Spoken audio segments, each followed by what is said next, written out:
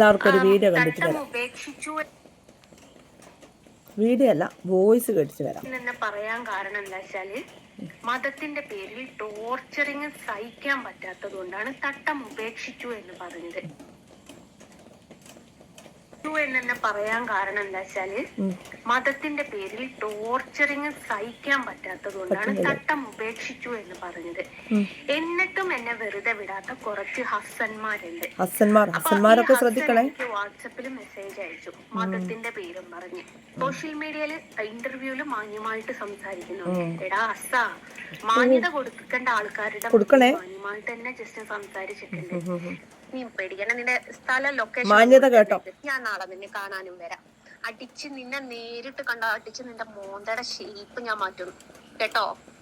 ശ്മശാനത്ത് കിടക്കുന്ന തന്തയുടെ മോനെ. ഹലോ ജസ്ന സലീം, നിങ്ങൾക്ക് എന്നെ ഓർമ്മയുണ്ടാകുമെന്ന് കരുതുന്നു. എന്റെ പേര് ഹസൻ എന്നാണ്, സ്ഥലം കരുനാഗപ്പള്ളി. ഞാൻ നിങ്ങളോട് ചോദ്യം ചോദിക്കാൻ വേണ്ടിയിട്ടാണ്. നിങ്ങളുടെ ഒരു ഇന്റർവ്യൂ ഞാൻ കണ്ടിരുന്നു. അപ്പം ആ ചോദ്യത്തിന് നിങ്ങൾ മറുപടി പറയുന്നത് മാന്യമായിട്ടായിരിക്കുമോ അതോ തന്തയ്ക്കും തള്ളയ്ക്കും വിളിച്ചിട്ടാണോ എന്താന്നുള്ളത് പറയുന്നുണ്ട്.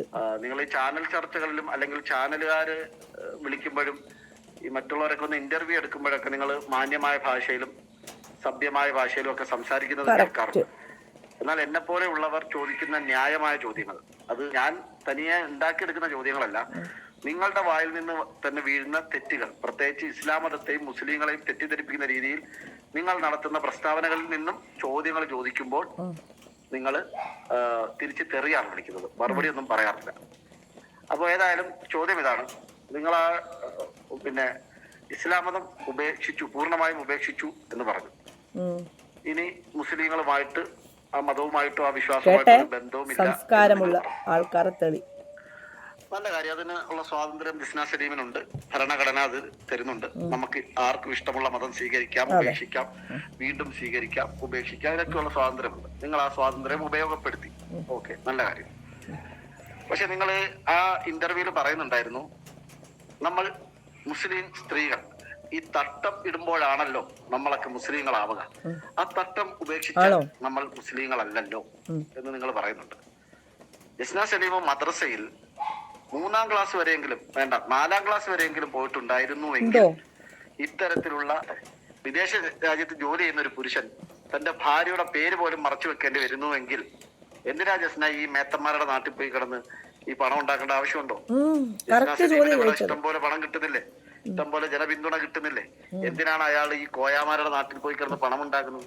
എന്തിനാണ് ഈ കാക്കാമാരുടെ നാട്ടിൽ പോയി കിടന്ന് പണം ഉണ്ടാക്കുന്നത്?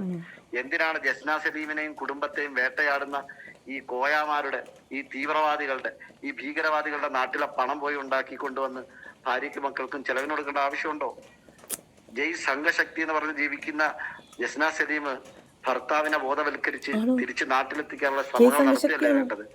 അതല്ലേ അന്തസ്സുള്ള ജീവിതം? ആലോചിക്ക്. ഇതിന്റെ പേരിൽ എന്റെ മെക്കിട്ട് കയറിയപ്പോ എന്റെ കേട്ടോ. എടാ മോനെ ഹസ്സ, നിനക്കുള്ള മറുപടി ഒരു അരമണിക്കൂറിനകം ഞാൻ തരാട്ടോ. ഒരു അരമണിക്കൂർ ഹസ്സൻ ഒന്ന് ചത്തുപോയ തന്തനെ വിചാരിച്ചിട്ട് ഒന്ന് ക്ഷമിച്ചു. എനിക്ക് ഇവിടുന്ന് കൊയിലാണ്ടി സ്റ്റേഷനിൽ പോകേണ്ട ഒരു കാര്യം. ഇന്ന് നിന്റെ പേരിൽ ഒരു തീരുമാനം സ്റ്റേഷനിൽ എനിക്ക് എടുത്ത് തന്നിട്ടില്ല അച്ഛാ.